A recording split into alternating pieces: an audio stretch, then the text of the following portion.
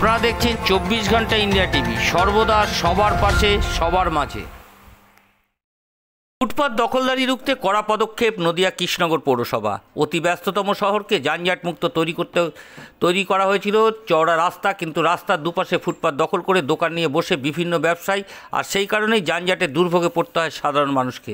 এবার ফুটপাত দখল রুখতে কড়া পদক্ষেপ নিল নদিয়ার কৃষ্ণনগর পৌরসভা। মঙ্গলবার দুপুর থেকে কৃষ্ণনগরের অতিরিক্ত গুরুত্বপূর্ণ রাস্তার দুপাশে ফুটপাত দখলদারি দোকান তুলে দিতে নির্দেশ দেয় পৌরসভার প্রতিনিধিরা। যদিও একাধিক দোকান ফুটপাত থেকে তুলে দেওয়া হয় এবং প্রসঙ্গত পৌরসভার চেয়ারম্যান রীতা দাস বলেন, কৃষ্ণনগরে বেশ কয়েকটি রাস্তা খুবই ব্যস্ততম, কিন্তু দীর্ঘদিন ধরে ফুটপাত দখল করে ব্যবসা করছে ব্যবসায়ীরা।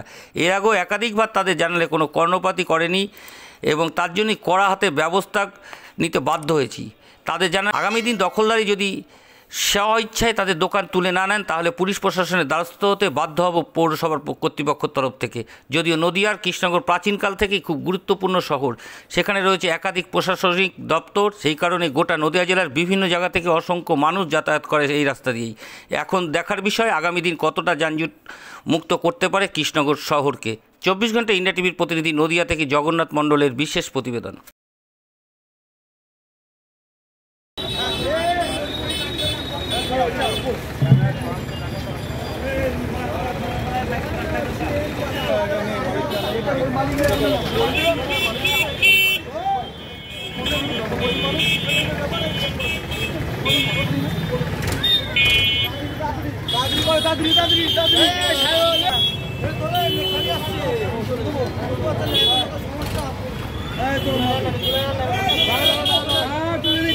কোনো চিন্তা নেই।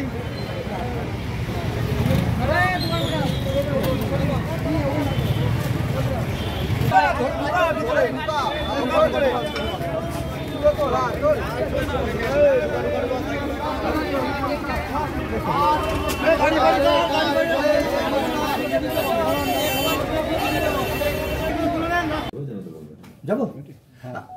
কৃষ্ণনগর শহরের দীর্ঘদিনের একটা সমস্যা ছিল যানজট, ফুটপাত দখল। সেইটা আজকে আমরা দেখলাম যে আপনাদের পৌরসভার পক্ষ থেকে উচ্ছেদ শুরু হয়েছে। এইটা কিভাবে কি করছে?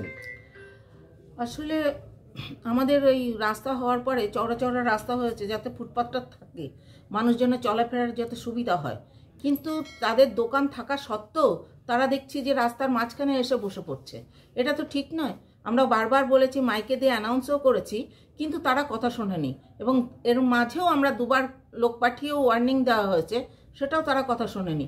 আজকে একদম আমরা ট্র্যাক্টর দিয়ে লোকজন দিয়ে আমরা পাঠিয়েছি। ভবিষ্যতে মানে কাল থেকে আমরা 6টা লোক ওখানে নিয়োগ করে দিচ্ছি এবং তা সত্ত্বেও আমরা এই ট্রাফিক পুলিশ ওসি এবং আমাদের কোতোয়ালি থানার আইসিকে আমরা চিঠি করছি যে আমরা ফুটপাত যাতে ফাঁকা থাকে, এটা ওনাদেরও একটা দায়িত্ব আছে, সেটা করবে।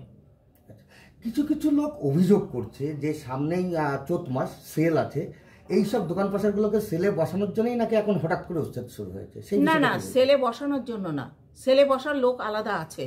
তাদের তো আমরা গত বছরও আমরা পাবলিক লাইব্রেরিতে বসিয়েছি, এবারও আমরা পাবলিক লাইব্রেরিতেই বসাবো এবং আমরা তার জন্য পাবলিক লাইব্রেরি বুক করেও রাখা আছে।